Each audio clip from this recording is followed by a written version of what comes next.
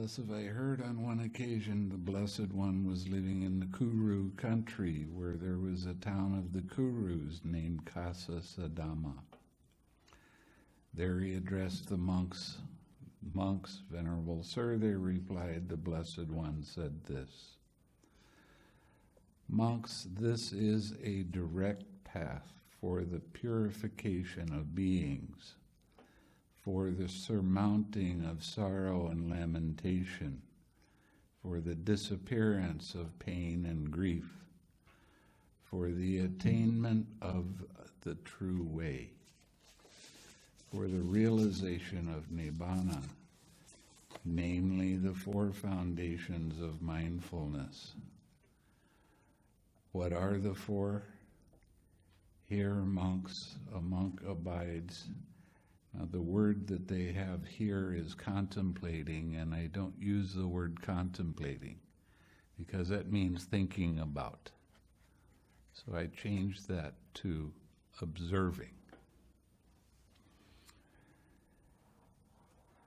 A monk abides observing the body as a body, ardent, fully aware, and mindful, having put away covetousness and grief for the world.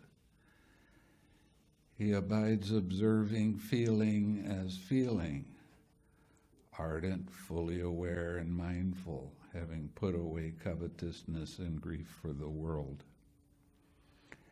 He abides observing mind as mind, ardent, fully aware, and mindful, having put away covetousness and grief for the world. He abides observing mind objects as mind objects, ardent, fully aware, and mindful, having put away covetousness and grief for the world. Now we're going to do the observation of the body. And the first part is the mindfulness of breathing. Now, this is a very misunderstood section of this particular sutta. Almost everyone does mindfulness of breathing in a way that causes mind to have one-pointed concentration. And when you're told how to do the practice, you put your attention on your nose or your abdomen, and you notice the in and out breath. You focus on the in and out breath. That's the way you're taught. But that doesn't follow the directions that are given in this sutta.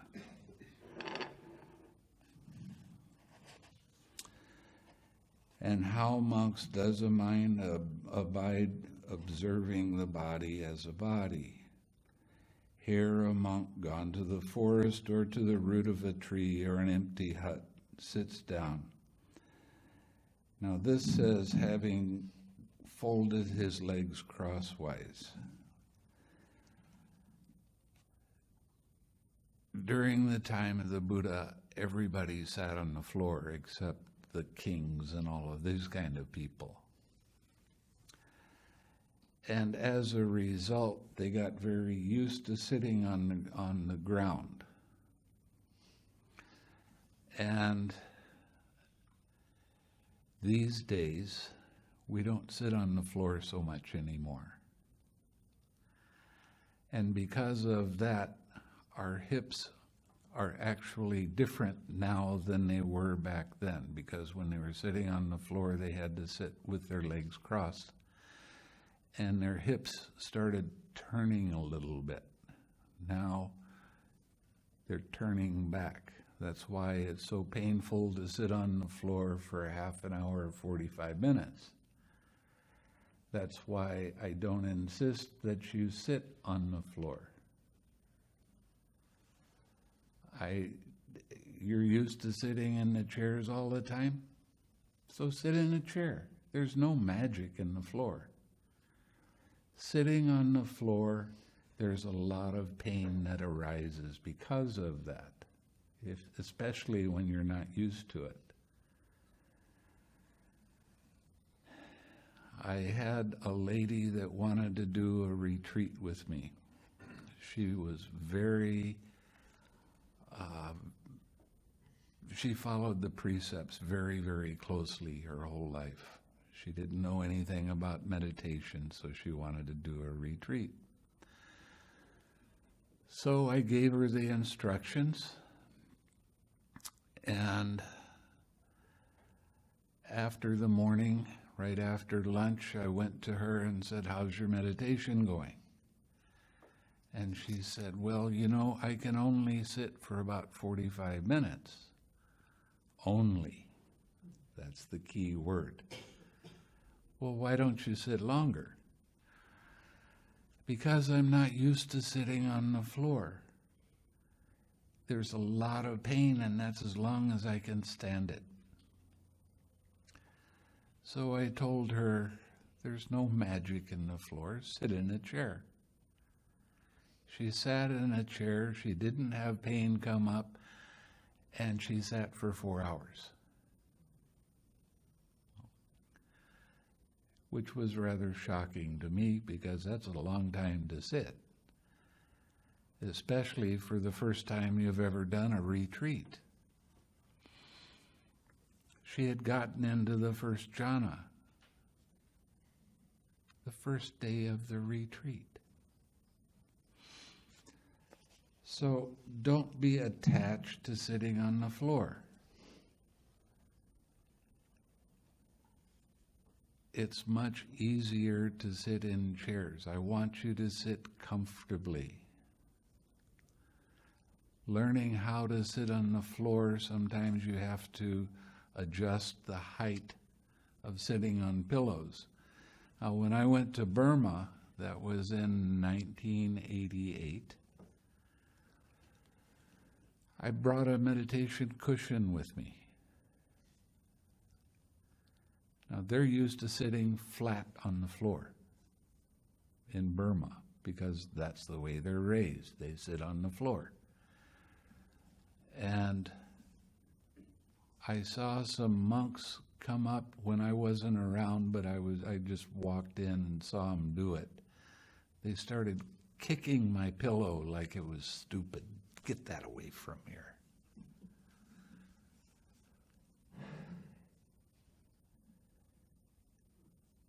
So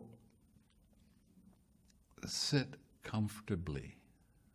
And I had to do a lot of adjusting with different kinds of pillows so that I could get the right height so that my legs didn't go to sleep. If I went flat on the floor, my legs go to sleep. That's just the way it worked.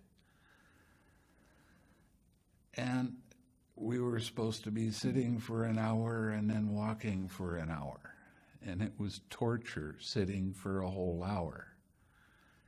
Now, they are very much interested in having pain arise.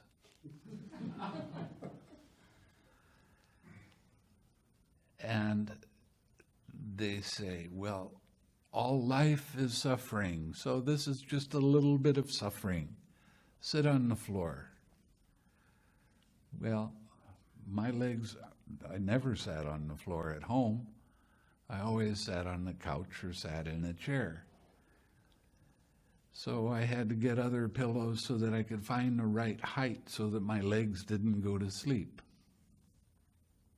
And sometimes you have to put a pillow under one of your legs because flat on the floor it goes to sleep. If you raise it a little bit, then your leg wouldn't go to sleep. But it took a while to adjust. And the Burmese just thought that that was the most ridiculous thing going. But I wasn't about to cause myself undue suffering. After I left Burma, I was there for 8 months, and that was when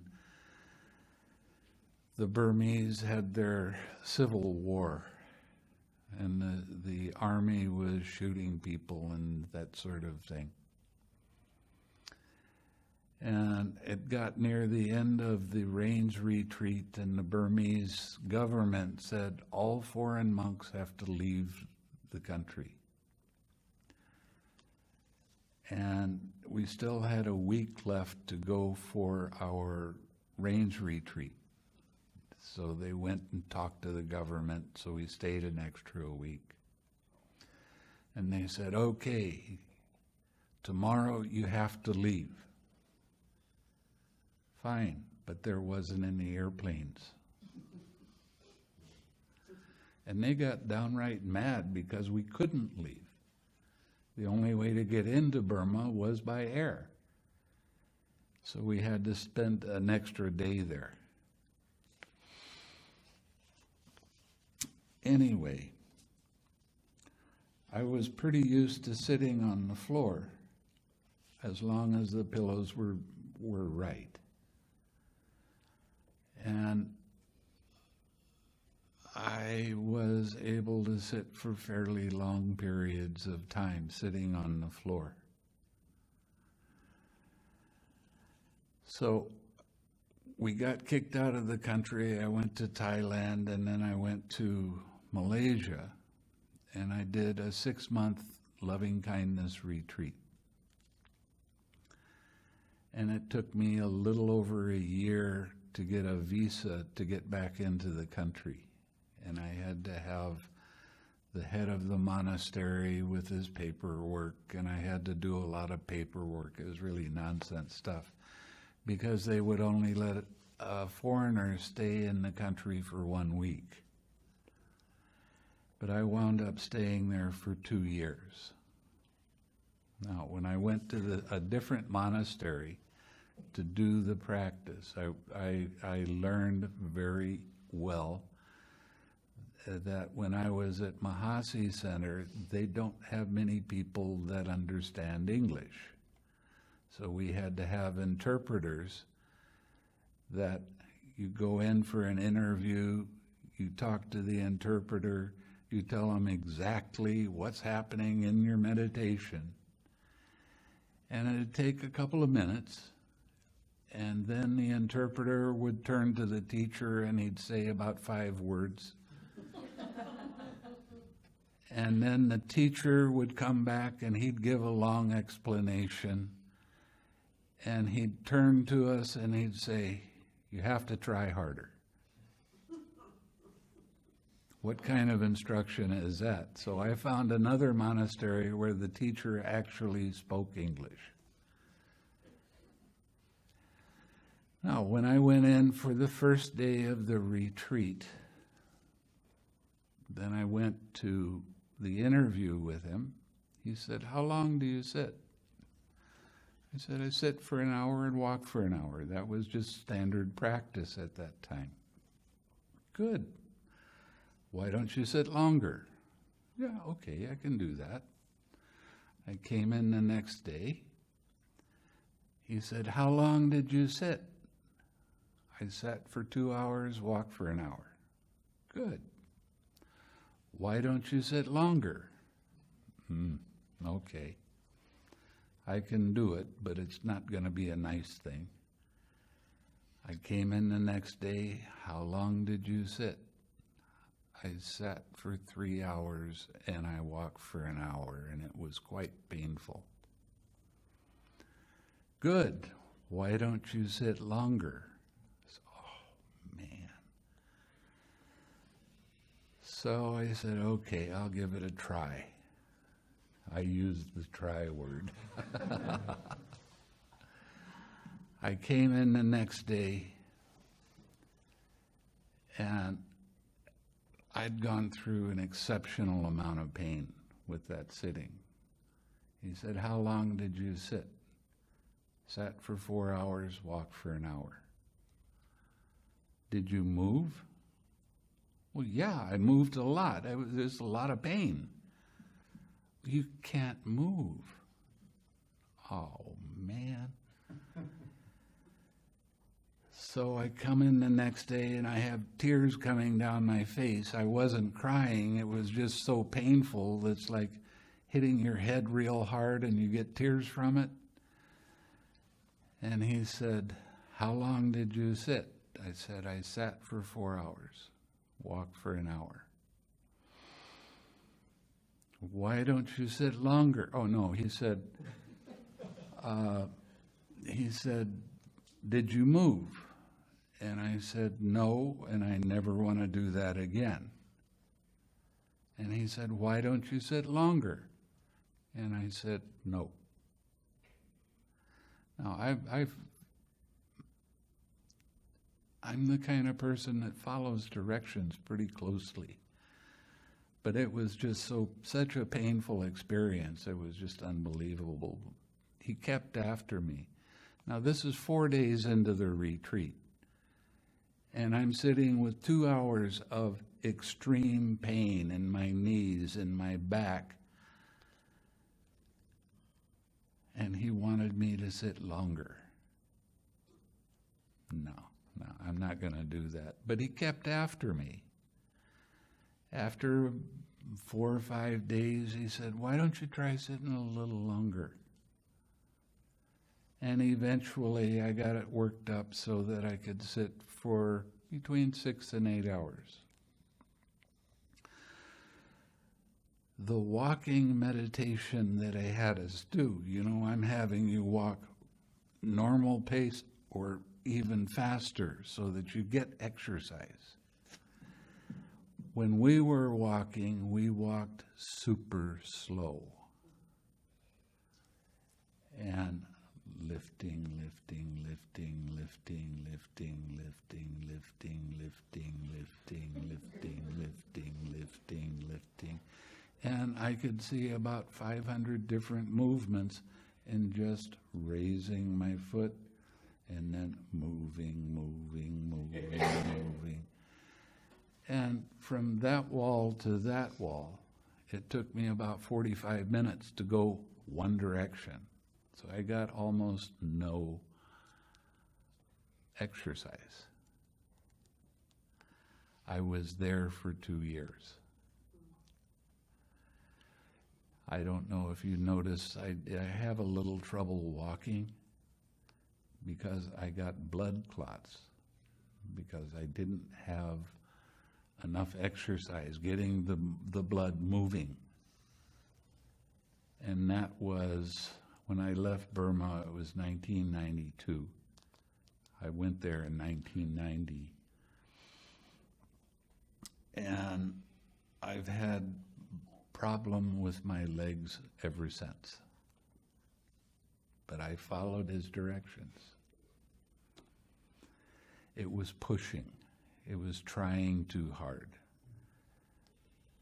Now, a nice thing that happened when I started sitting longer, when I get up into an 8-hour sit, the first 2 hours, 2.5 hours, okay. The next 2 hours, a lot of pain. Then the pain went away, and I could sit very peacefully and calm up to about 7 hours, and then the pain came back. So I would sit with another hour of pain, and I was like, that's enough. I don't want to do this anymore. So the reason that I have you walking is for your exercise.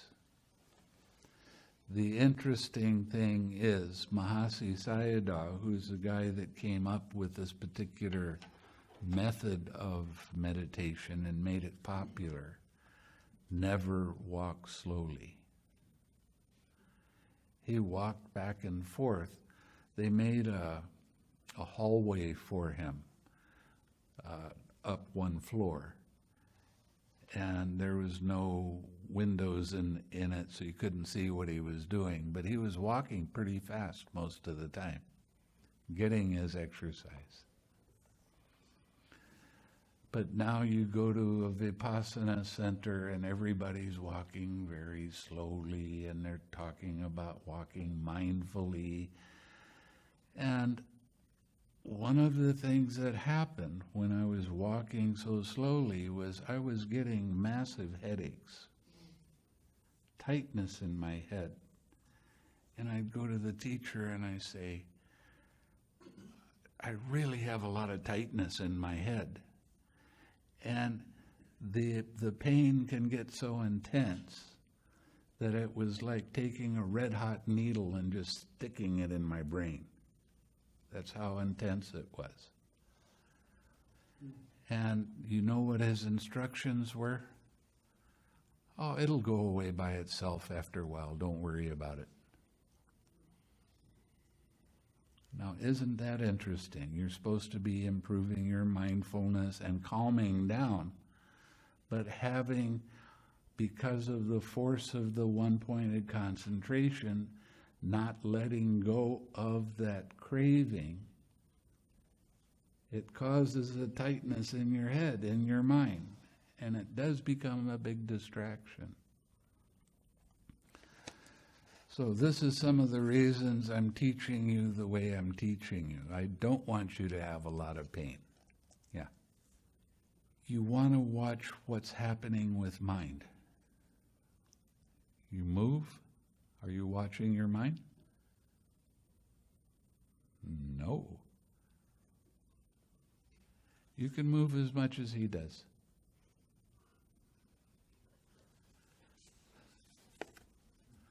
You want to watch mind's movement, how mind's attention moves.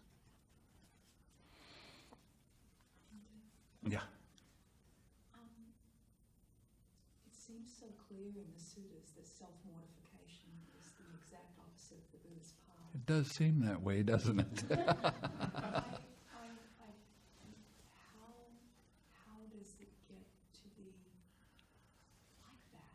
And what are they Well, seeing that I don't see in the suttas? Well, what happened with Vipassana, the way it got started, was a book called the Visuddhimagga. And the Visuddhimagga, what it does is it takes one-pointed concentration on this section of the book, and then Vipassana, or insight, in another part of the book. So it divides the collected mind with, and making a different meditation with Vipassana. Mahasi Sayadaw took that book and he made a sub-commentary. And in the sub-commentary, he writes the instructions of how to do the way Vipassana is taught right now. And the way that he wrote it, he said, when you get to this section and you have this insight, this is going to happen. And it did. So everybody got real excited. This is a way that really works, and you can see that. It's too bad that he didn't spend the time looking at the suttas themselves and seeing what the instructions actually were. And that's what I'm going to show you right now. These instructions are very plain. But what he was teaching was one-pointed concentration. If you go to people that are practicing meditation other than this, and you talk to them about the tension and tightness in your head, they won't even recognize that it's there. It has to be intentionally relaxed. And when you talk about craving, their idea of craving, oh, it's just desire. And the third noble truth, the cessation of suffering, don't desire anything. Now, that's ridiculous. There's still preferences that even the Buddha had, going here and going there and doing different things. So it's misunderstood. But because of the way that Mahasi Sayadaw wrote the sub-commentary, and people started doing it, and seeing that what he said in his sub-commentary did happen that way, they gained a lot of confidence. And then it just started growing after that. There's 300 Vipassana Mahasi Sayadaw Vipassana centers in Burma. So there's the whole population really believes in this stuff. And then Americans started finding out about it, and they sent some of the Burmese teachers to Sri Lanka, and they started teaching Vipassana this way. And then it became popular in Burma, or in Sri Lanka, excuse me. And a lot of people were going from the West to Sri Lanka, and they ran across that kind of meditation. They came back, and then they started teaching it here. One of the first Westerners went to India, where there was a teacher by the name of Munindra. He was a little Bangladesh monk. And it was Joseph Goldstein that went there, and he practiced with Munindra for a couple of years in India. Then he met Jack Cornfield, who became a monk and was in Thailand. And they hooked up together and decided to co-teach. And they went to Boulder, Colorado, when, what was his name, Trumpa? Yeah, when Trumpa was there. And they had a big gathering of people. It's like a conference. And Jack and Joseph were teaching this form of meditation. And it was a lot different from what the Tibetans and the Mahayanas were teaching. And a lot of people said, okay, this is it. It's like these were the two guys that actually knew more about meditation than these other traditions. And they became very popular, and eventually they have a place on the East Coast and on the West Coast now. But basically, the same teaching in Vipassana is being taught at these places. And it is a one-pointed concentration. They give it all kinds of different handles, and they call it moment-to-moment awareness, and they call it choiceless awareness, and they give it all different kinds of names, but they don't have the relaxed step in any of that. As a result, the practice that they're doing doesn't match up with the suttas very well. Now, I had 20 years of doing this practice. I went to the end of it. I know what all the insight knowledges are. And I was rather disappointed with the end result after 2 years of doing a retreat. And I left Burma and I went to Malaysia. And the people that sponsored me to go to Burma and then come back, they were real excited because I'd done that much meditation. And some of the meditation that I was doing, I was at the center, at Mahasi Center, when I went the first time. You went to bed at 11 o'clock, you got up at 3 o'clock. You walked for an hour, you sat for an hour. You had, at the right time, you had breakfast. You go back, you walk for an hour and sit for an hour, you eat lunch. And then you walk for an hour and sit for an hour until 11 o'clock at night. So that's only 4 hours sleep. So that's what I was doing. I was following that. And I walked into the teacher one day and he said, "How much sleep are you taking?" And I said, 4 hours. That's what you tell me to do here. He said, "Why are you being so lazy? Why are you sleeping so much?" I said, "Fine, I got it down to 2 hours. I did that for 3 months. 2 hours sleep a day, that's what I had. I don't recommend it." I mean, the way that I'm teaching right now is such a walk in the park, it's unbelievable.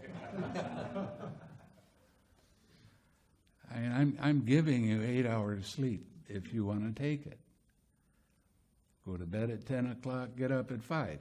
7 hours right there.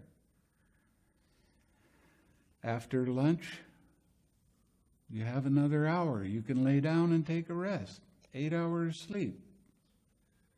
I was taking 2. Now, when I left Burma, I went back to Malaysia, and I wound up sleeping for about 6 weeks because I was so exhausted. I'd get up in the morning, I'd go out on alms round, I would eat, then I would lay down and take rest, and I would sleep until the afternoon, 3 or 4 o'clock, get up and walk around a little bit, go back to bed. It took about 6 weeks to overcome that 3 months of wrong practice. And I didn't really gain that much good attention. I was sitting 16 hours a day, sitting and walking.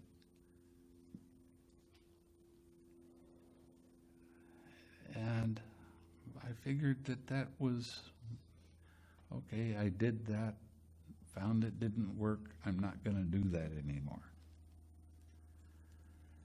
So the second time I went to Burma, I went to a different teacher. And the first day I was there, I said, "Bhante, how much sleep should we take?" He said, 6 hours. 6 hours? Man, this is a walk in the park, all right. And I wound up staying there for 2 years, doing a retreat. I didn't try sitting that long, except when he was pushing me, but eventually after I sat for 6 or 8 hours a day, and that lasted about a month. Then I started backing off. And I was sitting for 2 hours, 3 hours. It wasn't so bad. It was pretty easy. And I had an interpreter that actually understood what I said, which is that I like talking to English-speaking monks. Anyway, when I got back to Malaysia after that period of time, people there got real excited because I had done so much meditation. They said, "Please teach us." But I couldn't teach Vipassana. I just didn't have confidence in it. So this group of people, it was called the Buddhist Graduate Fellowship. They were going to have a weekend retreat. And they wanted me to teach the weekend retreat. I said, "The only thing I'm going to teach you is loving kindness meditation." And they said, "Fine." So I started teaching them loving kindness meditation, and they took to it. And there was about 60 people. And I was seeing everybody every day and doing what I do here. And they really started to like that. And because of that, I was the first person in Malaysia that wasn't teaching mindfulness of breathing. And I became somewhat popular. And every month I was giving a retreat 2 times a month for a week.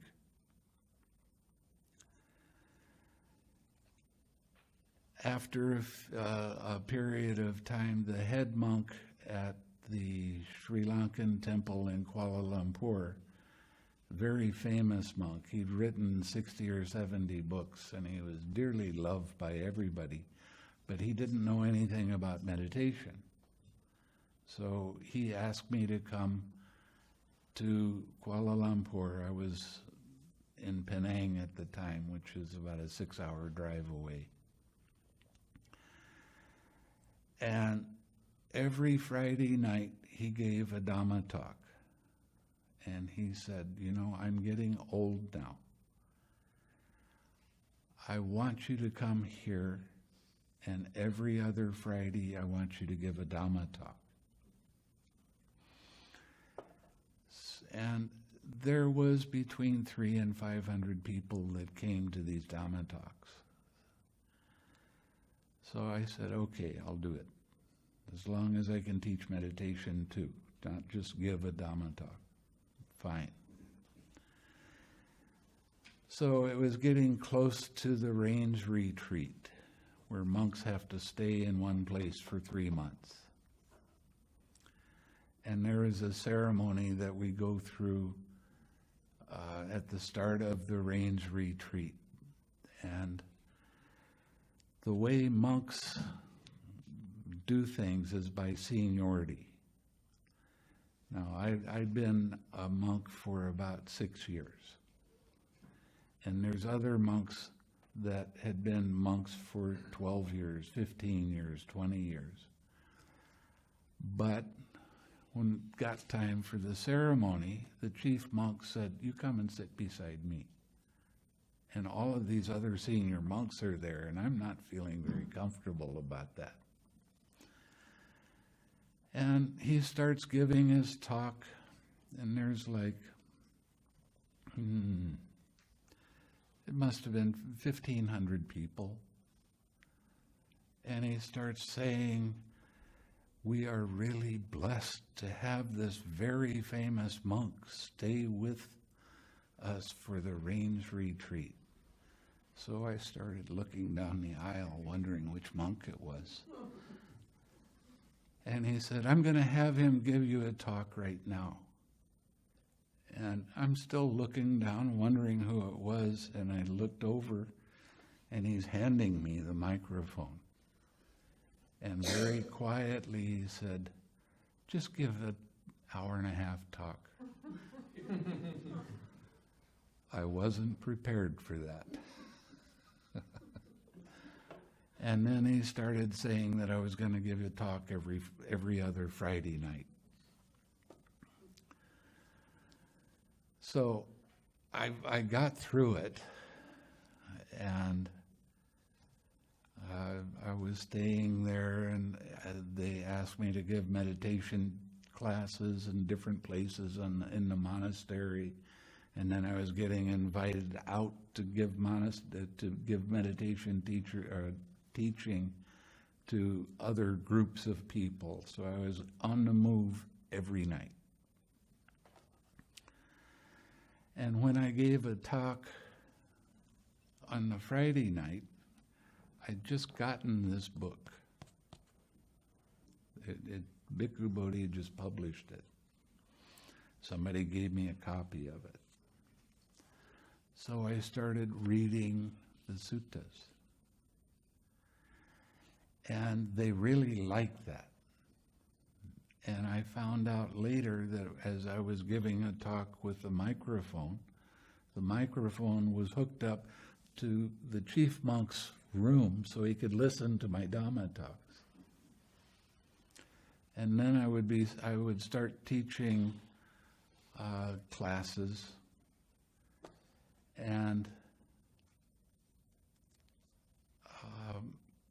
I had to use a loudspeaker, and it was in a big room, but there was, 30 people, 40 people. It was not any big deal.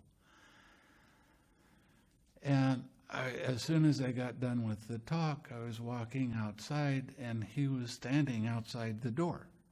And I thought that was unusual. And the next time I gave a talk, he came in and sat down, and he was listening to the instructions, and he started practicing the meditation without telling me I was teaching him. And he did pretty well on his own. He really did. But it was a shock to me to find out I was famous. What does that mean? Anyway, I stayed there for about 3 years. And then after that, that's when I decided to come back to the States. And I was used to large crowds. I was used to giving 2-hour Dhamma talks. So I started giving retreats, and I'm giving 2-hour Dhamma talks. And people are complaining over anything over 15 minutes.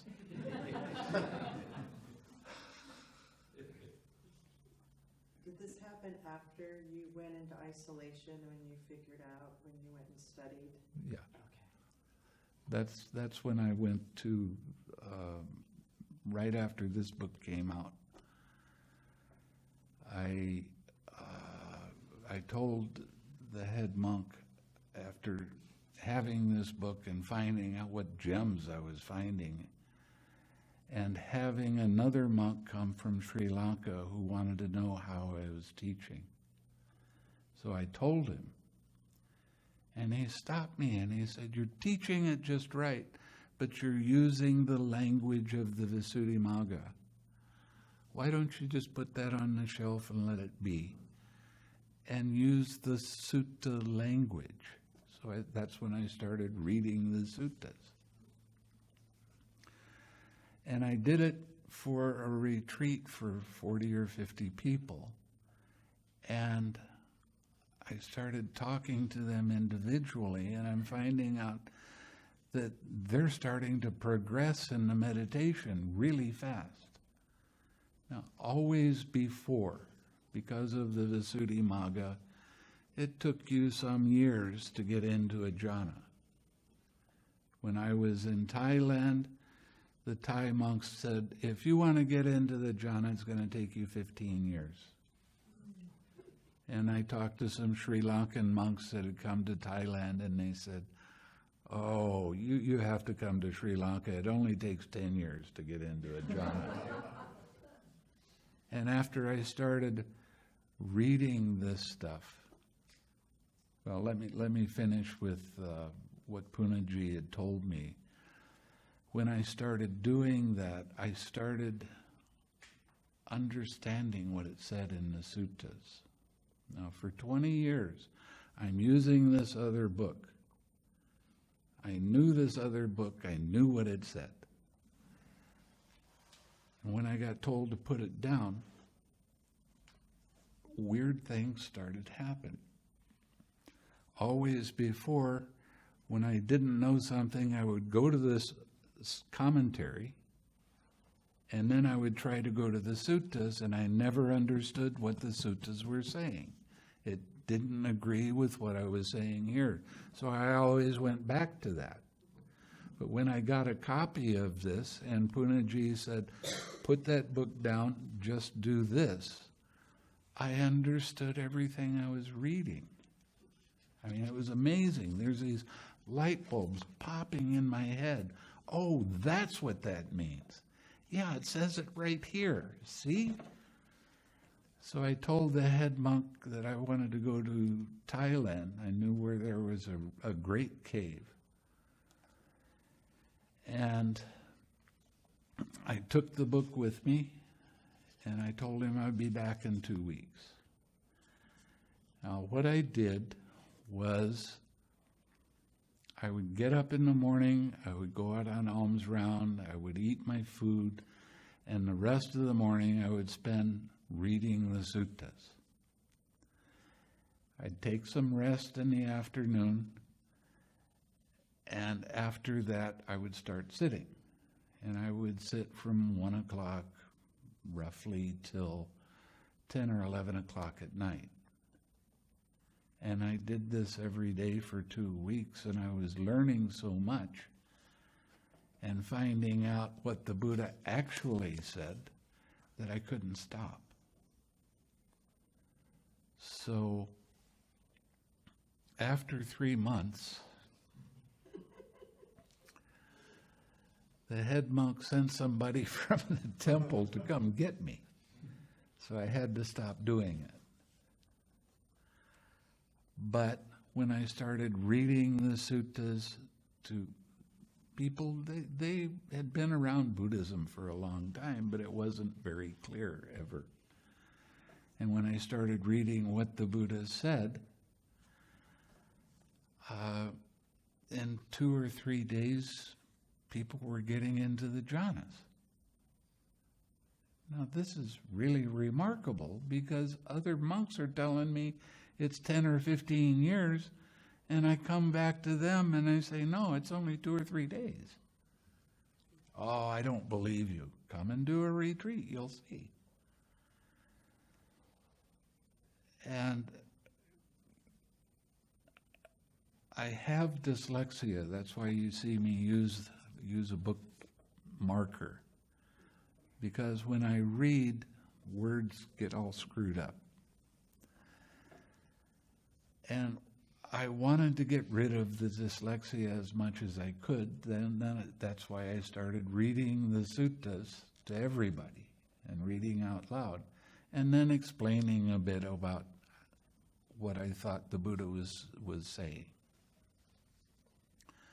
The progress in the meditation was phenomenal. Lots and lots of people were really gaining advantage and getting into the 4th jhana and starting to get into the arupa jhanas. And then the vipassana people started coming to me, and they did not like it. They didn't like that I was not following what everybody else followed. But I said, okay, invite me to your temple, and I'm going to read you a sutta and see what you think. So I did that, and they never invited me back. And to this day, there's a lot of people that they think what I'm teaching is nonsense, and they don't want to listen to the Dhamma. They don't want to listen to what it says in this. Now, this particular sutta is the Satipatthana Sutta. That's the sutta that people practicing straight vipassana use as their holy grail, as it were. But I'm going to read this tonight, hopefully, maybe some tomorrow. But it's not talking about vipassana, it's talking about jhana practice. So all these people that are saying, well, in the Satipatthana Sutta it says this, it doesn't. It doesn't say that. It's talking about jhana practice. Now, my first real bona fide teacher, I could say, was a very famous monk from Burma. His name was Usilananda, Sayadaw Usilananda. And when he first came to this country, I went to him and I asked him if I could be his attendant and live in the monastery and take care of him and offer him food, take him wherever he wanted to go, do whatever he wanted to do, but he had to teach me. So I had this brilliant monk. Now, why I call him brilliant? Before he was 28 years old, he had memorized this many books. And he took a test on this. And the way the test goes is, okay, this is the Satipatthana Sutta. It's going to be mindfulness of breathing. Okay, here a monk gone to the forest to the root of the hut, or an empty hut, sits down and sets his body erect and establishes mindfulness in front of him. Continue. Now, if you miss 6 times, you failed the test. Okay? He didn't miss anything. And there was a very comprehensive written part of the test. In that year, he was the #1 monk in the country for not having made a mistake. So he really knew a lot about Buddhism. And I'm just a dumb American. I don't know anything about it. At the time, I was a layman. So I had this monk available to me anytime I wanted to ask a question. And I would ask him, 20, 25 questions a day. And I did it for 2 years. And he said, in the suttas, it says that if you ask questions, you're going to be super intelligent when you are reborn in the next lifetime as a human being. And you're going to be smarter than Einstein because I ask him so many questions. That's why it's disappointing not to have you ask questions. Because you hurt yourself by not finding out.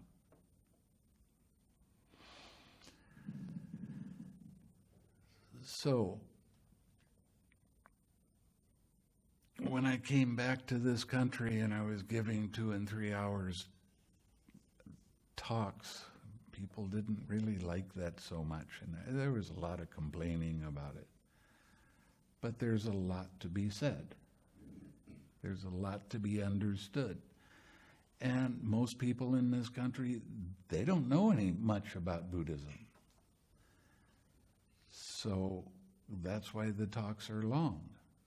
But over the years, I've been cutting down a little bit. I don't generally give 3-hour talks anymore. But I give 1.5 and 2-hour talks. Anyway. Yeah. What is the single most exquisite thing you have learned from the Buddha's teachings in all of that pain, in all of that searching? That I don't have to do it. I don't have to put up with that kind of pain. That's why I want you to sit comfortably. Having pain come up in your body because you're sitting on the floor and you're not used to it is not useful to your meditation. But what they tell you in Vipassana, you have a pain in your knee. Put your attention right in the middle of that pain and see its true nature. And note it.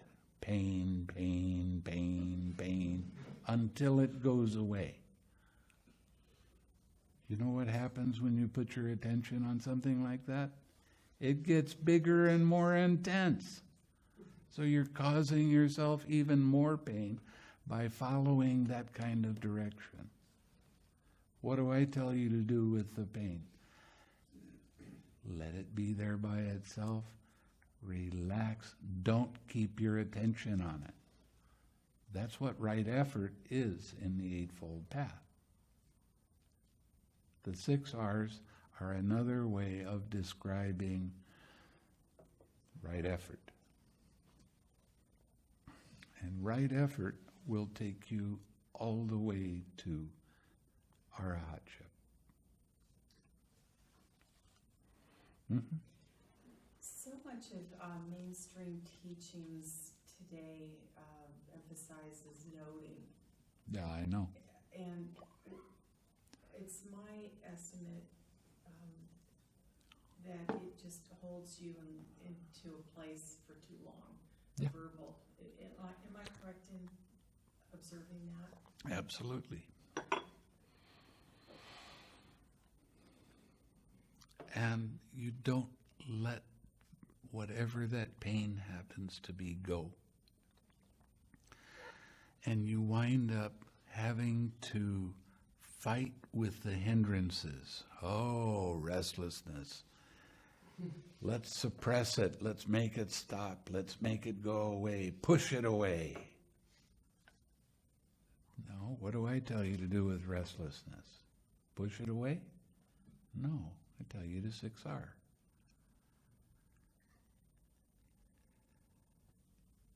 I have a friend that's been teaching meditation, Vipassana meditation, for 50 years. When he first started doing the meditation, he had real fear of getting in front of people and talking. I saw him last year on a YouTube. He was in New York. He was giving a talk to about 2,000 people that were psychologists, psychiatrists, psychotherapists. And listening to him give the talk, I could hear fear in his voice. Now, 50 years of noting didn't make it go away.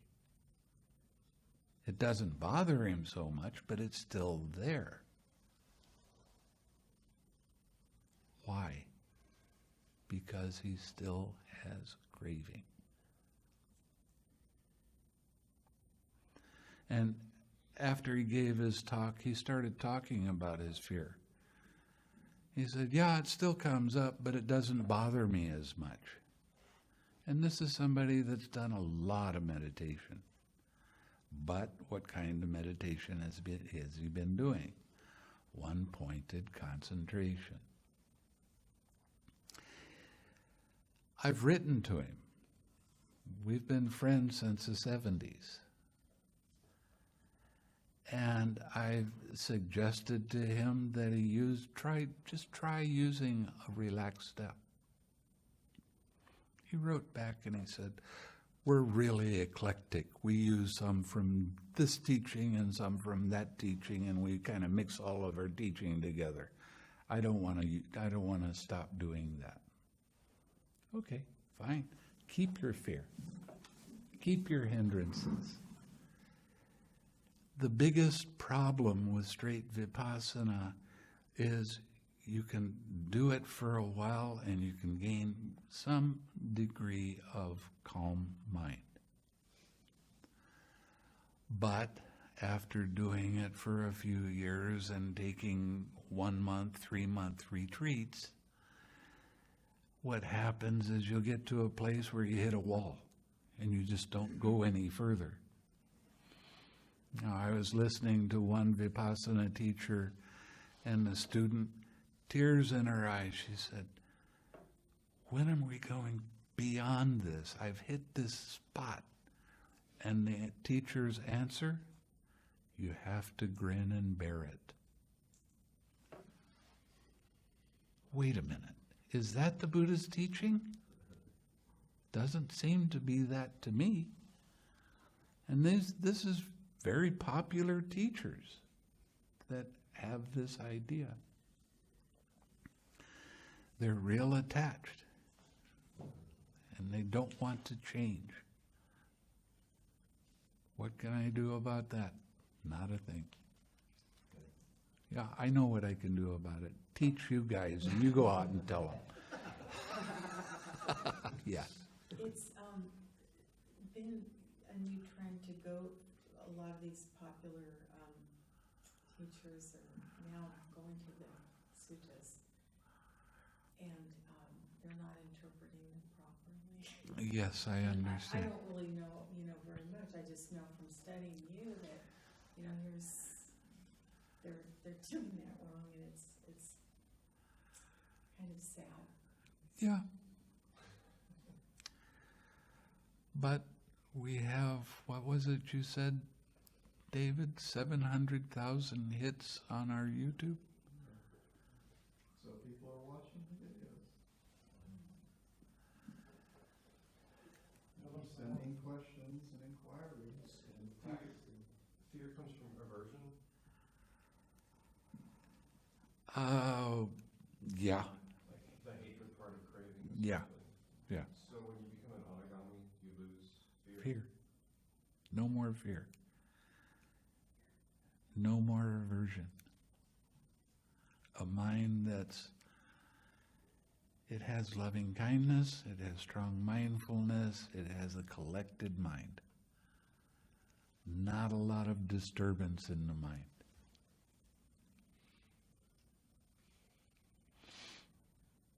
It's worth it. Anybody else? What year did you go into seclusion? Which time? The retreat where you spent 3 months in the cave. 1995. And that was, boy, I wish I could have done it for a year. It was really an amazing time. I was learning so much and understanding it and having these light bulbs going off so much of the time. It got real exciting. I can't wait till I get back and show everybody. And then there's straight Vipassana people and I don't want to hear it. Oh, okay. Was that the year you had a roommate, the Cobra? Yeah. Yeah, the Cobra was in the cave. I lived with him for 3 months. We had a good relationship. He didn't bother me. Sometimes I'd throw him some food. And I put a little dish out for water. So no problem. It sounds really strange, though. Okay.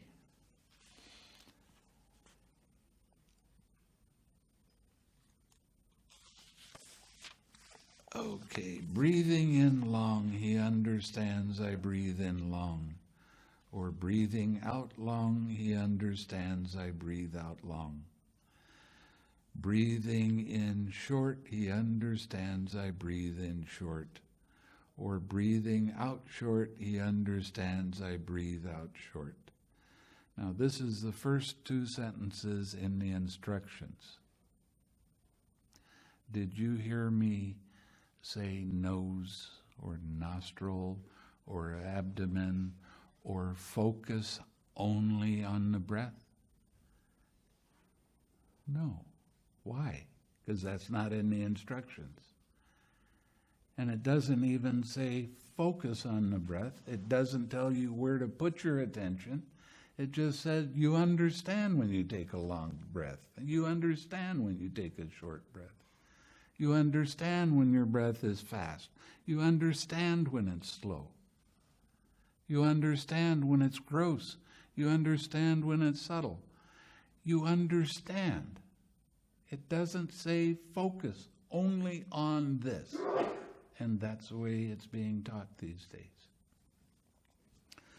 Now, the next 2 sentences are the actual instruction. And it starts out by saying, he trains thus. That's how you know it's the actual instruction. This is the nitty-gritty. This is what you got to do. I shall breathe in, experiencing the whole body. He trains thus. I shall breathe out, experiencing the whole body. Now, an interesting thing.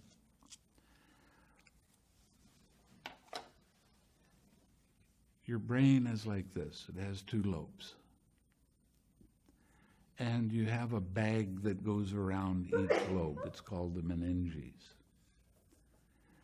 But that's not all there is with the meninges. The meninges also goes all the way down your spine. And it's a bag. And when there's movement in mind, it pushes against the meninges and it causes tightness. Now,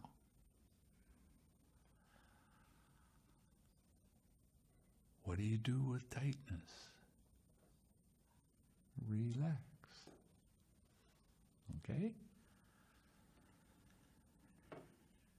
And you can do that all the way up and down the spine.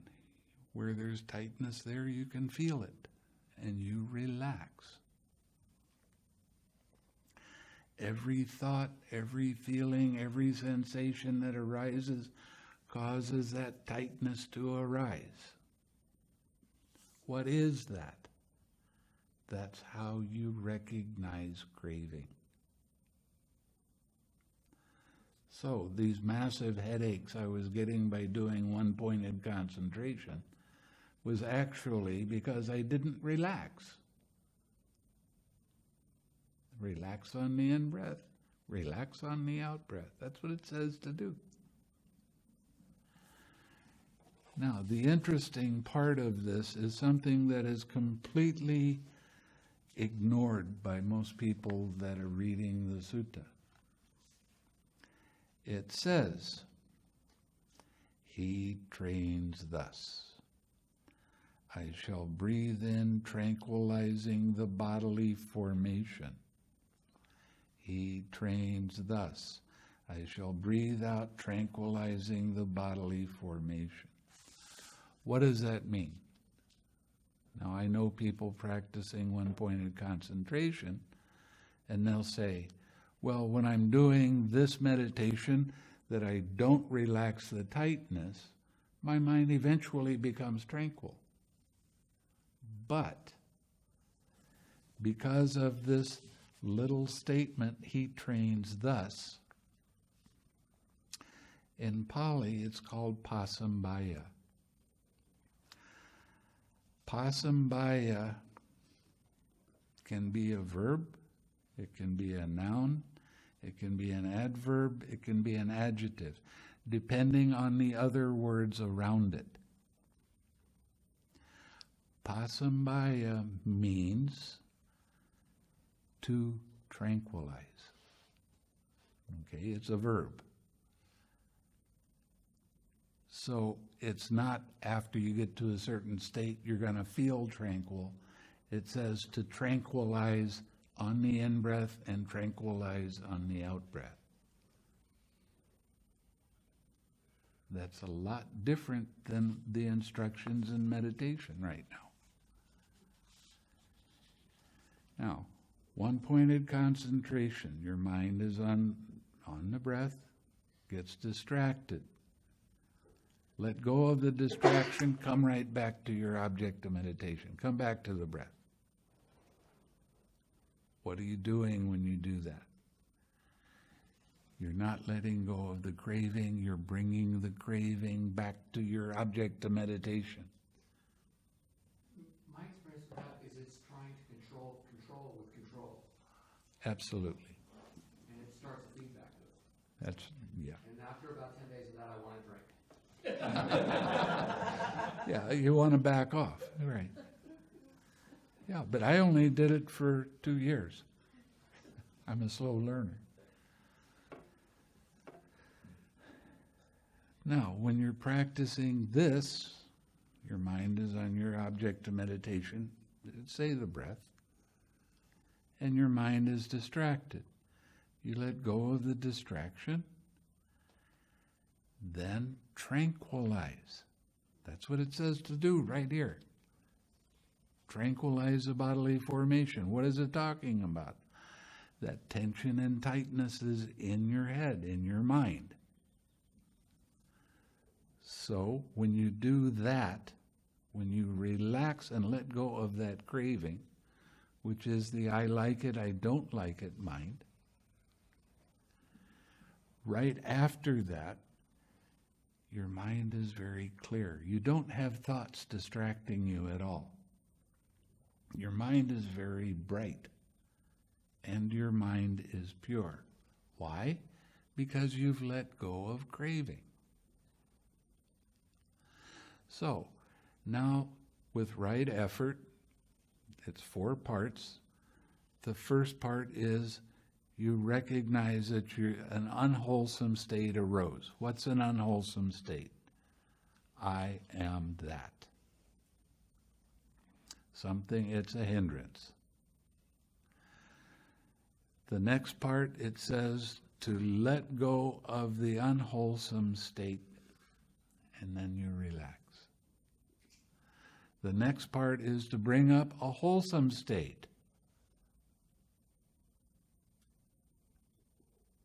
Smile. Why do we use that? Because it makes your mind very alert. It keeps your mind light. Then you bring that wholesome, light mind back to your object of meditation. Return to your object of meditation. Stay with your object of meditation as long as you can. It's right effort.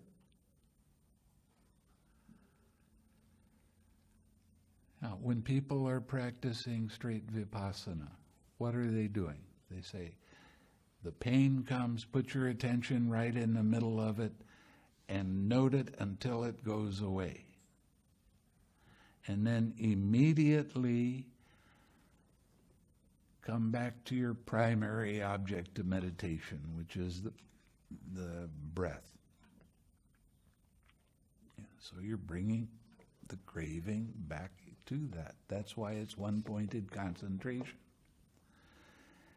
Now, a lot of people will have a lot of advantage doing one-pointed concentration. I'm not saying it's bad.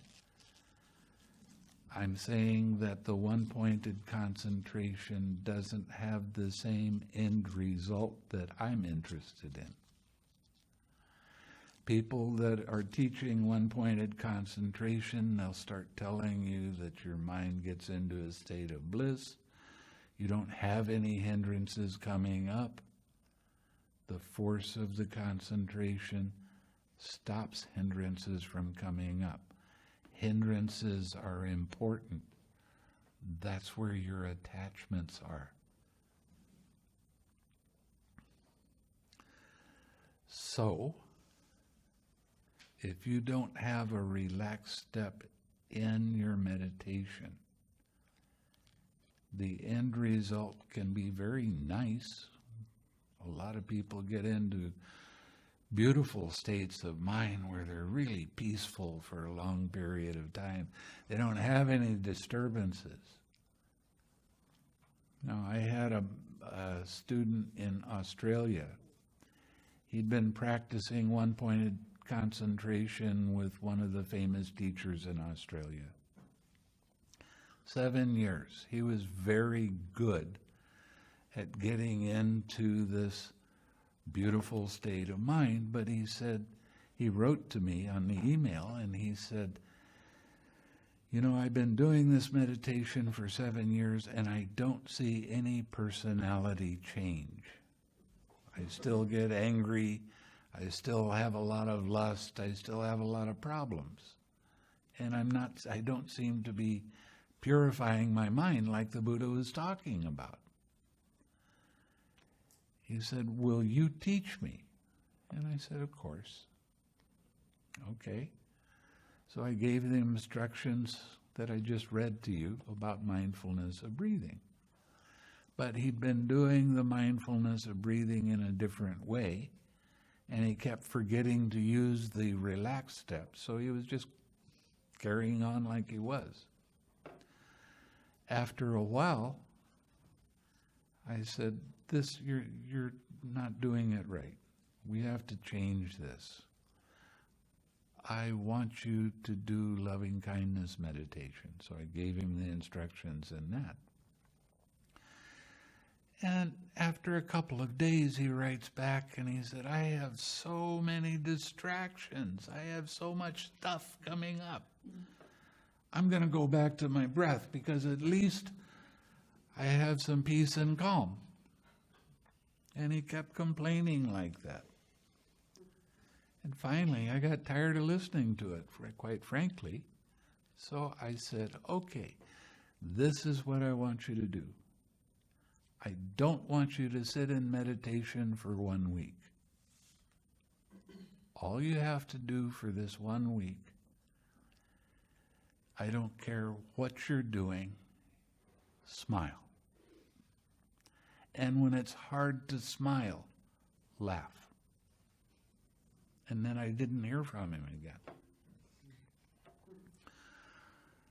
So I'm thinking, well, he's not getting it, so what can I do?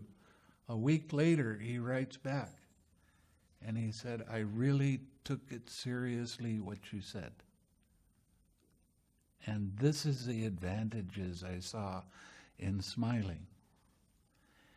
He said, I started smiling, and I'd walk one place or another, and I started noticing that my posture started changing. And instead of letting my mind ho-hum around, I just started smiling.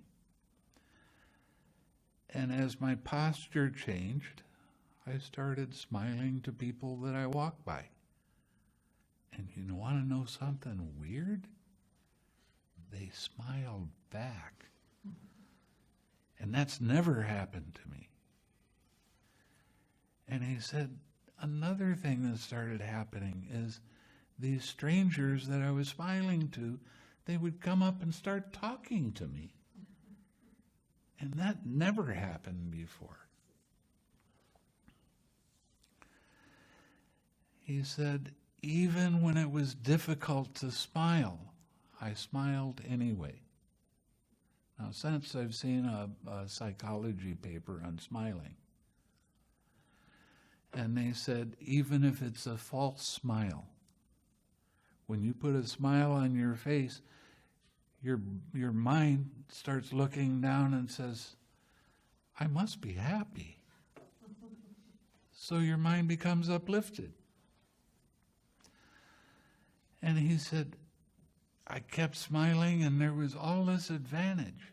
And I wrote back to him and I said, do you notice any difference in your mindfulness?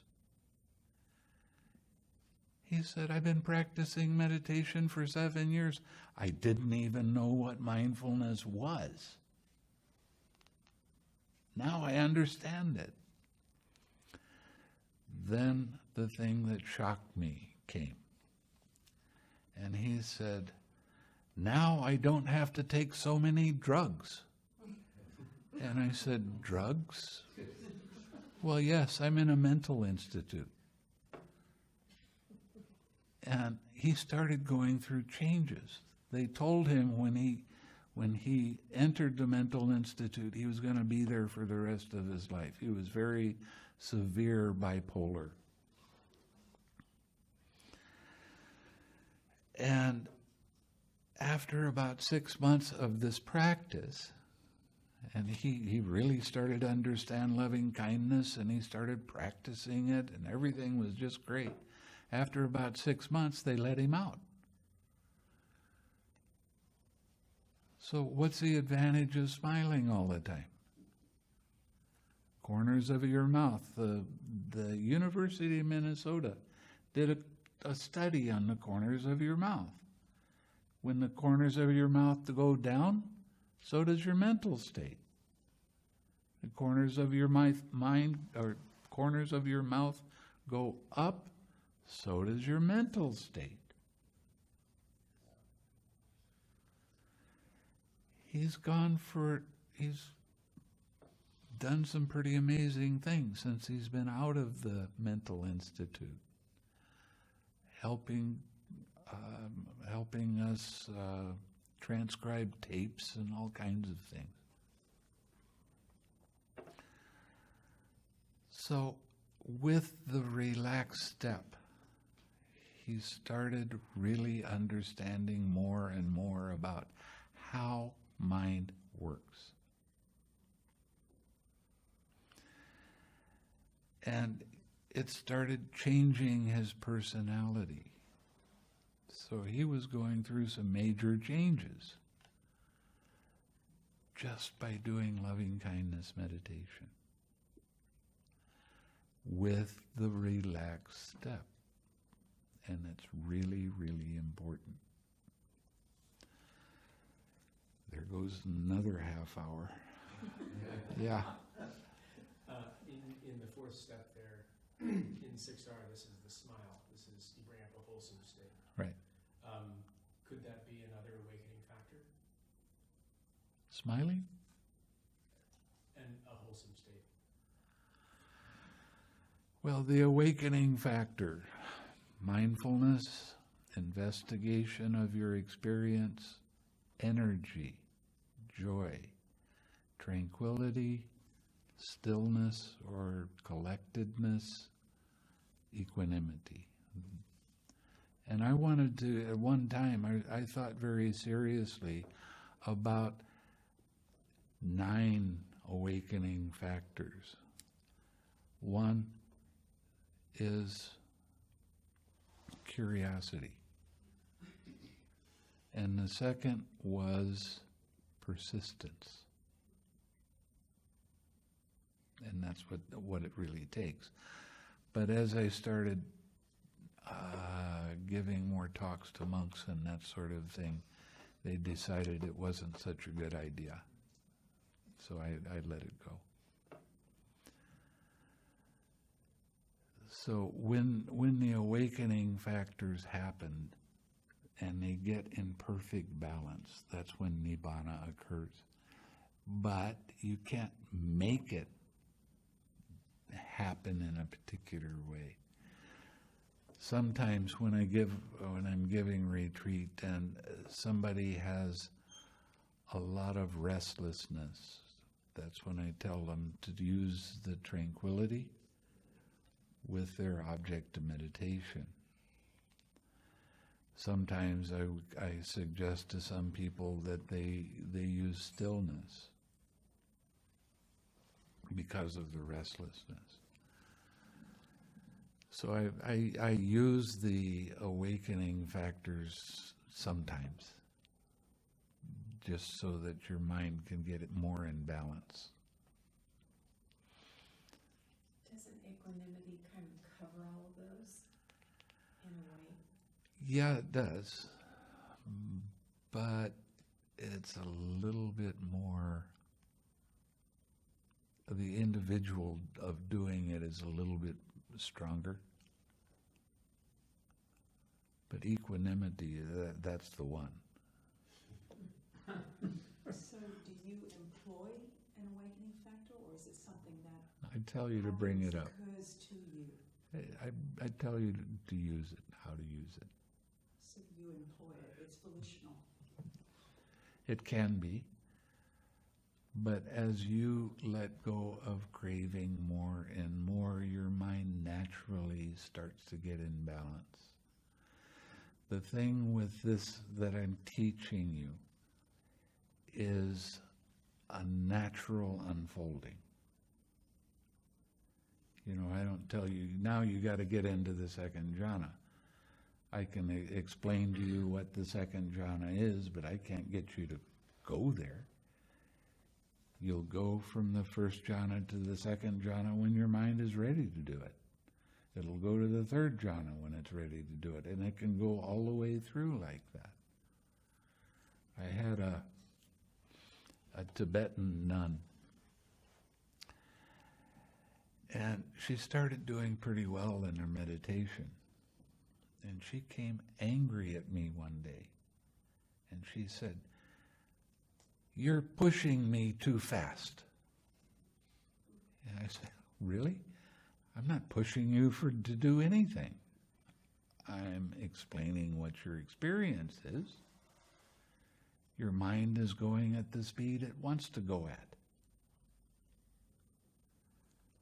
It's not me doing anything. I'm just giving you some education. That's it." So the awakening factors will balance themselves by themselves.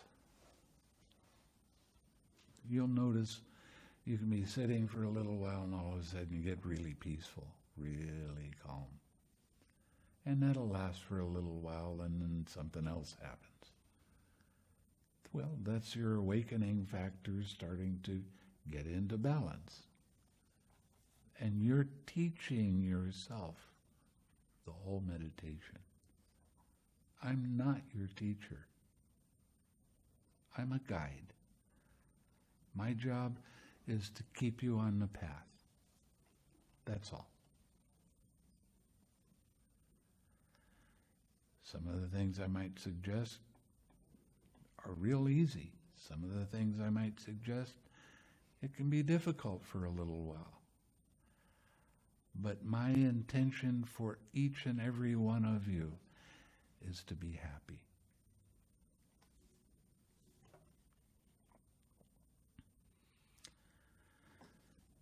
That's my job.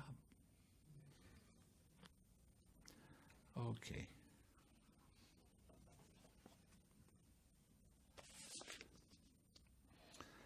Now, this part of the Satipatthana Sutta has always been really funny to me. I mean, it's just, I don't know why it even got in here. It's about the 4 postures.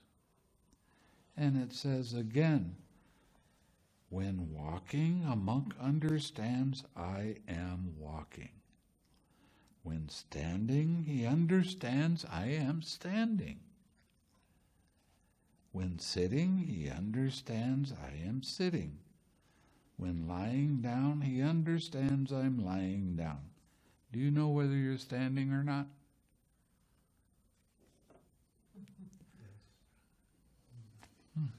Are you lying down now?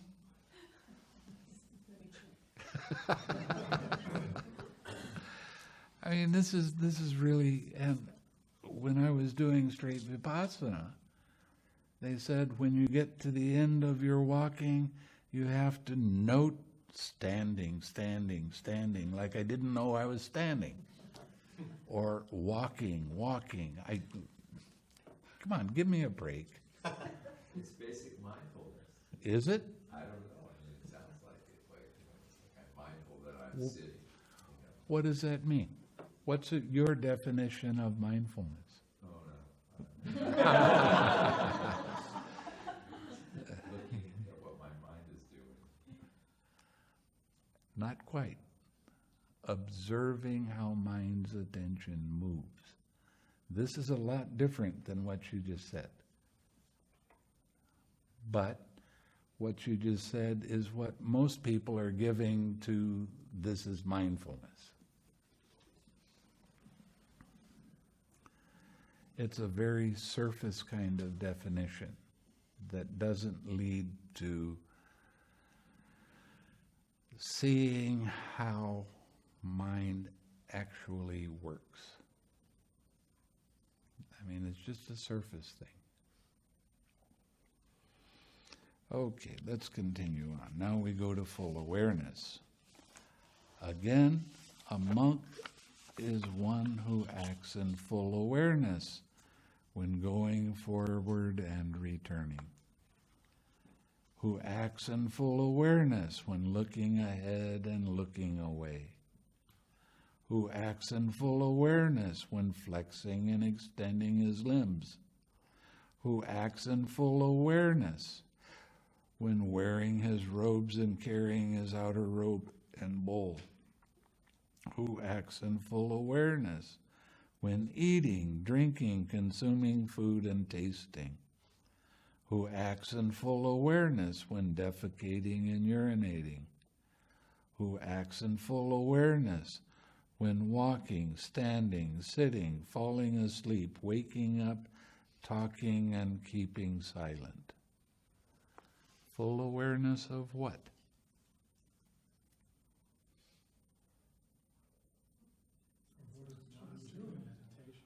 Mind's movement. what mind is doing when you're doing these activities. 6Ring, when your mind starts thinking about other stuff.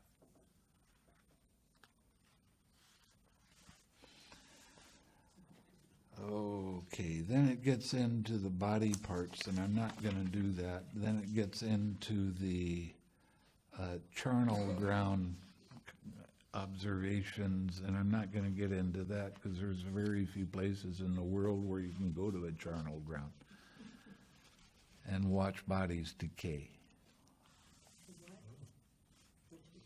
Watch bodies decay. Charnel ground. In India, when somebody would die, they would cover them with white cloth, and they would take them to a place, and they would just leave them there. And then the family is supposed to come and take them and cremate and do all of these kind of things. Well, sometimes the family couldn't get there for 6 months.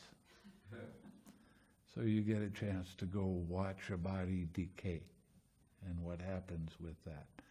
It's a real good lesson in attachment to your body. That's going to happen to me. My body's going to decay like that. It's either that or I'm going to get my body ground up and make dog food. I don't care.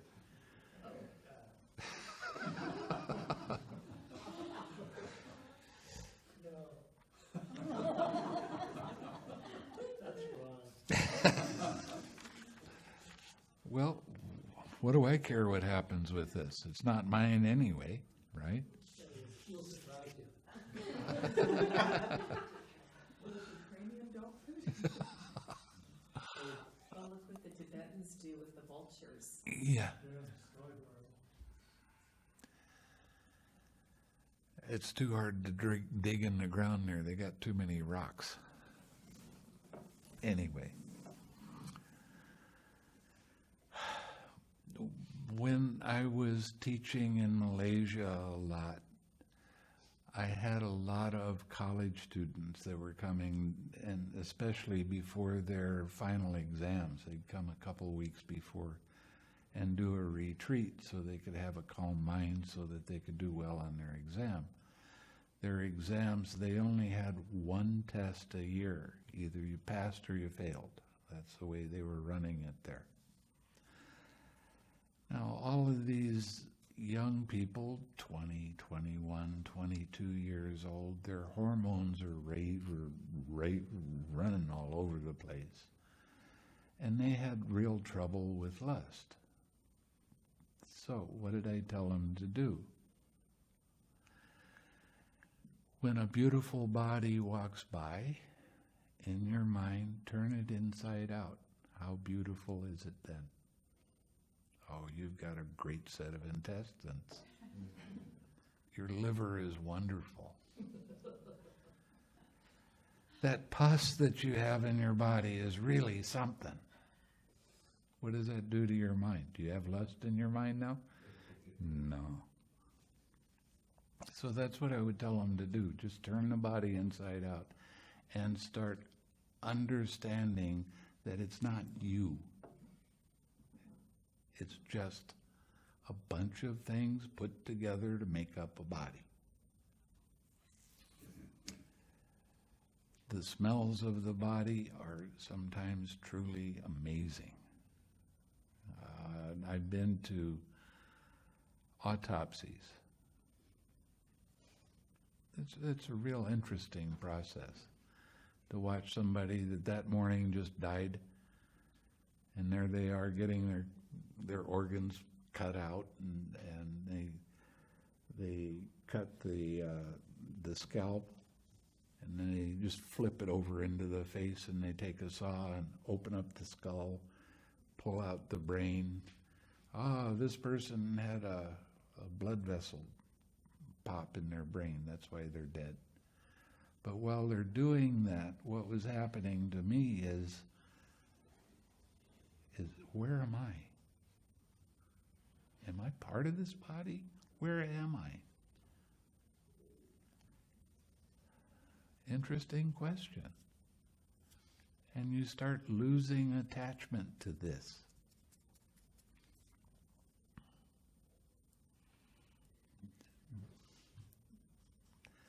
This particular kind of meditation, when it's done in a intense way, has to be done with a teacher, because you can become so repulsed by your body. This happened during the time of the Buddha. Monks started suiciding themselves. They were so repulsed by this. It's not them. It's not theirs. So let's get rid of it. So you have to do that with a teacher, because the teacher is going to help you get in balance with things.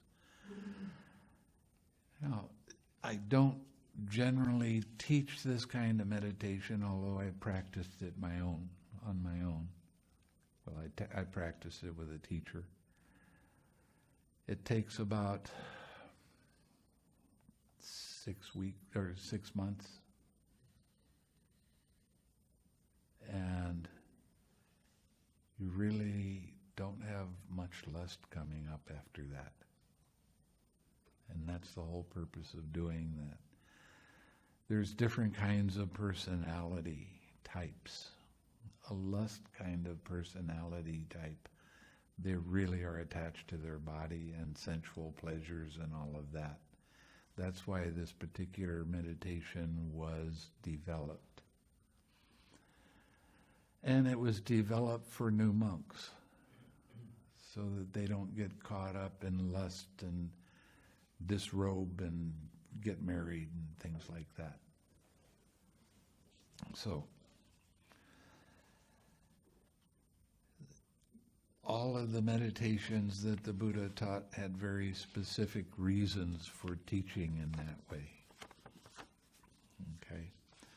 Now we're going to go to observation of feeling. What's the Pali term there that Bhikkhu Bodhi is translated as? Asubha? Asubha? Asubha. Yeah. And how, monks, does a monk abide observing feeling as feeling? Here, when feeling a pleasant feeling, a monk understands, I feel a pleasant feeling. When feeling a painful feeling, he understands, I feel a painful feeling. When feeling a neither pleasant nor painful feeling, he understands, I feel neither a painful nor pleasant feeling. When feeling a worldly pleasant feeling, he understands, I feel a worldly pleasant feeling. And what is a worldly pleasant feeling? Chocolate. What's a worldly pleasant feeling? One where you're experiencing a lot of money or gifts or things from the world. No, not quite. No, not yet. And wholesome is unwholesome. It's not awesome. It's the opposite. No. No. A worldly pleasant feeling is a pleasant feeling at one of the sense doors.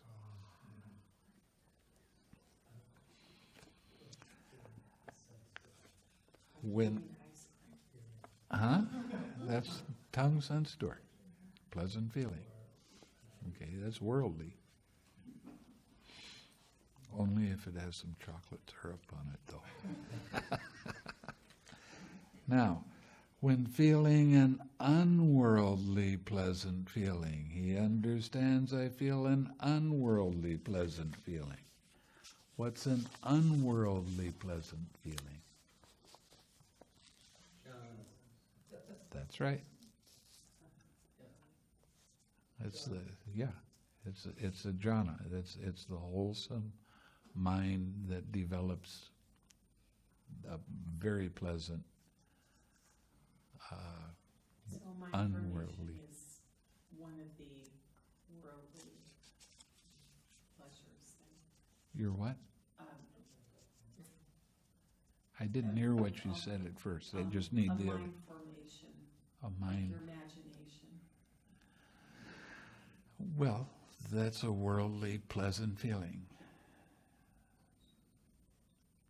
But the unworldly, pleasant feeling is a jhana, because your mind is very pure.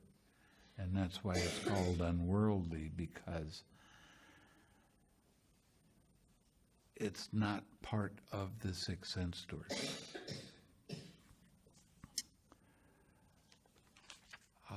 When feeling a worldly, painful feeling, he understands, I feel a worldly, painful feeling.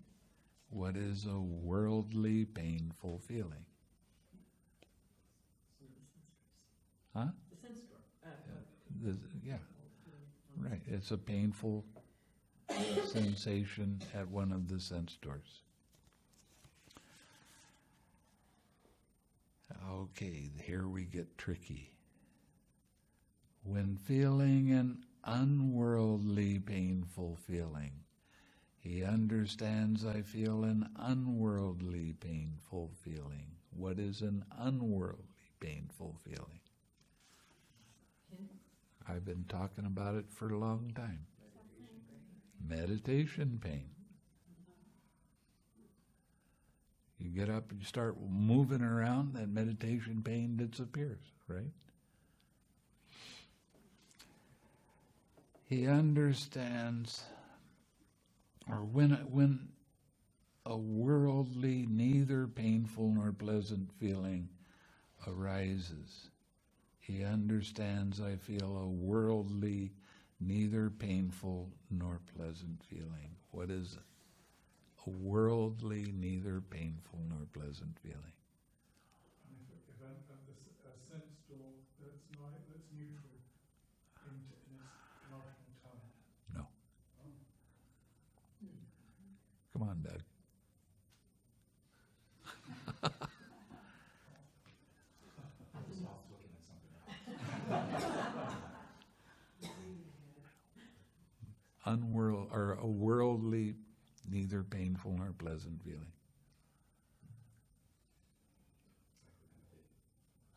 No. Is that delusion? No.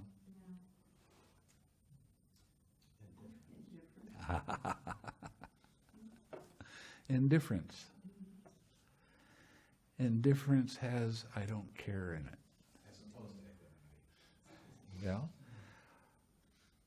when feeling an unworldly, neither painful nor pleasant feeling, he understands I feel an unworldly, neither painful nor pleasant feeling.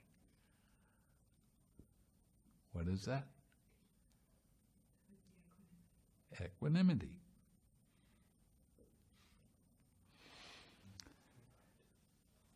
Okay, you see how there's jhana in this section. Okay, now we go to observing mind. And how does a monk abide observing mind as mind? Here a monk understands mind affected by lust as mind affected by lust. And mind unaffected by lust is a mind unaffected by lust. He understands a mind affected by hate as mind affected by hate, and mind unaffected by hate as mind unaffected by hate. He understands mind affected by delusion. What is delusion?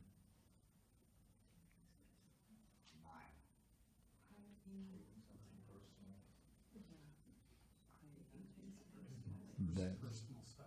right. That is a deluded mind. It's seeing things and taking it personally And that's where a lot of suffering comes from. Now, the interesting thing with this particular set of three things: lust, hatred, delusion. I like it, I don't like it, I am that.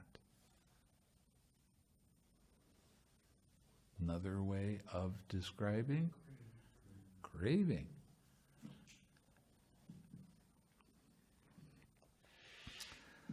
Okay, now we're going to get tricky again. He understands contracted mind as contracted mind. What is a contracted mind?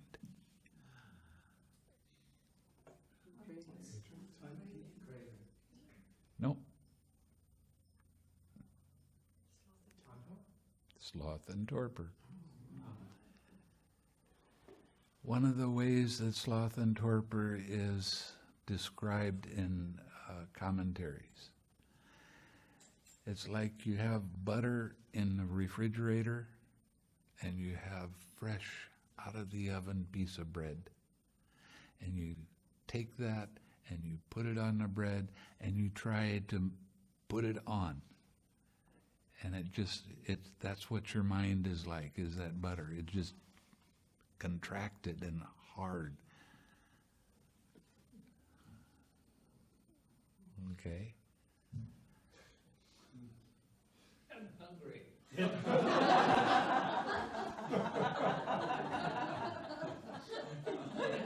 hungry. Drink some water. Could we talk about sloth and torpor? Because I was under the impression it meant laziness. Sleepiness and dullness. How's that like the butter though? Because your mind is contracted, it's not pliable. So when you're sleepy and dull, you should relax. That's right. And I tell you to 6R and you go, but I'm already sleepy. Well, why don't you investigate how did it arise? What happened first? What happened after that? What happened after that? When you start investigating that way, you start picking up your energy. And when you pick up your energy, the sloth and torpor goes away. Well, it can go away fairly quickly. And I'm very familiar with sloth and torpor. Especially when I was only taking 2 hours sleep a night. I developed the ability to be asleep and be perfectly sitting. I don't know how useful that is, but yeah. Boy, that's one I'd love for you to just answer to. When you have sloth and torpor, you have a tendency to have your back doing this, and before long your head is bobbing, right? And then you go, oh, I'm sleeping now, and you sit up real quick, and you say, I'm not going to let that happen again. So the fighting, it makes it worse. Trying to put too much energy at one time makes it worse. So when you have sloth and torpor, sit with your back a little bit straighter than is comfortable. And then, well, I'll tell you how it works. Okay, you can see it. You start by being on your object of meditation, but you have little tiny thoughts that start coming in, and you start paying attention to those instead of your object of meditation. And then your mind starts to have bigger thoughts, and then it starts to get dreamy, and then you start to slump, and then you start bobbing. Okay?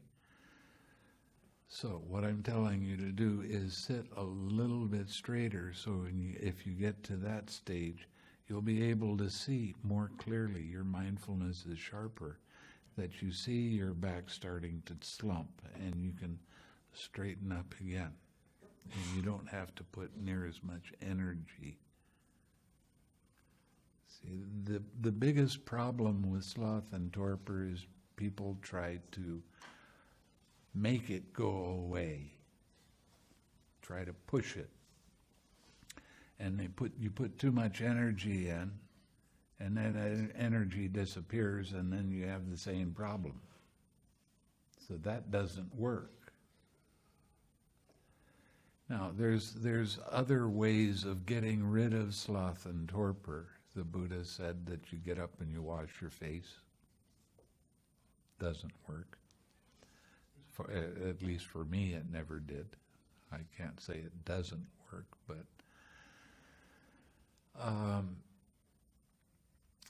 he also said if you reach up very slowly and you grab onto your earlobe and pinch as hard as you can overcome sloth and torpor. And that sometimes works. But when you sit straighter, then your mindfulness you're adding a little bit extra energy just to keep your mind a little bit straighter. So you're just using a little bit more energy, and you'll be able to be mindful when it starts slumping, and you'll be able to put that little bit of energy to sit up straight, and it won't last very long.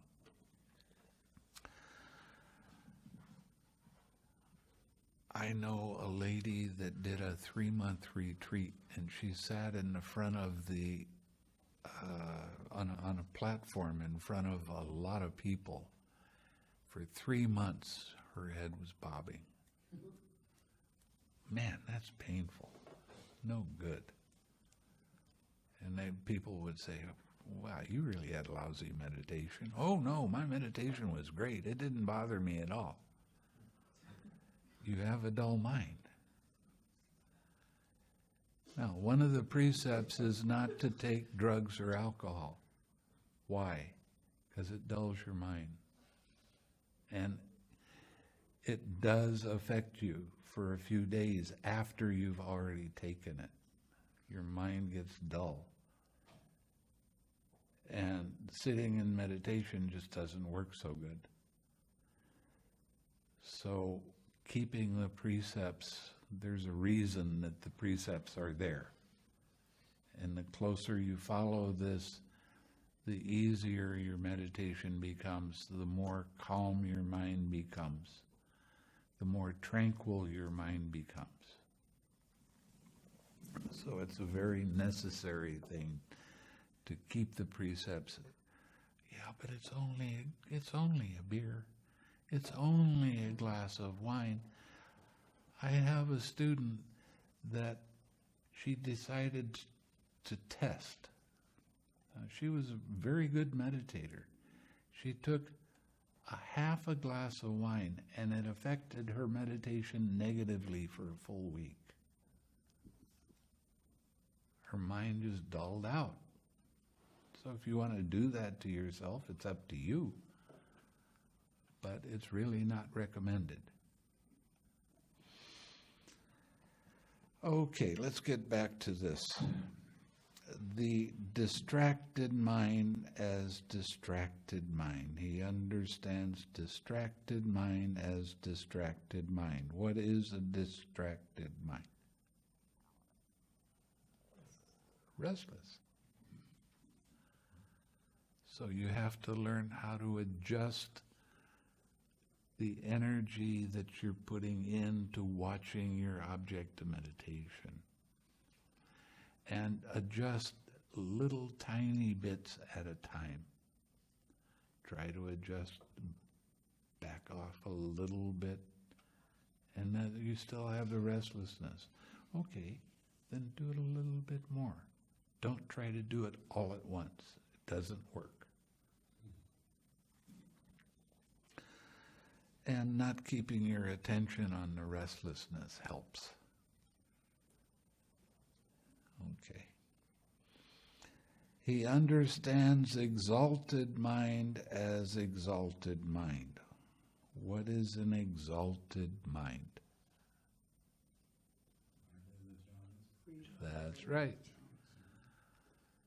In the Rupa jhanas.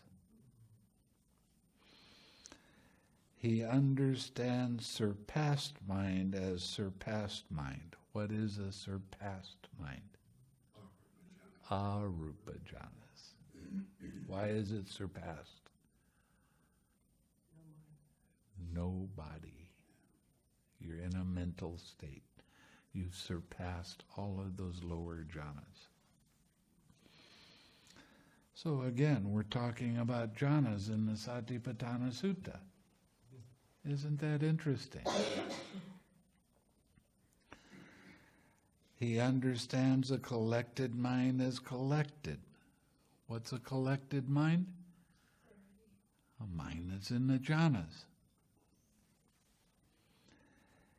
He understands liberated mind as liberated. What's a liberated mind? Nibbana. So this is pretty interesting because it's talking just about jhana. It's not talking about insights. Isn't that something? And that's where I'm going to stop for right now. Tomorrow I will do the mind objects because that's very important for you to understand. And then we'll do another sutta. But I've been talking for a real long time. Let's share some merit. May suffering ones be suffering free, and the fear-struck fearless be. May the grieving shed all grief, and may all beings find relief. May all beings share this merit that we've thus acquired for the acquisition of all kinds of happiness.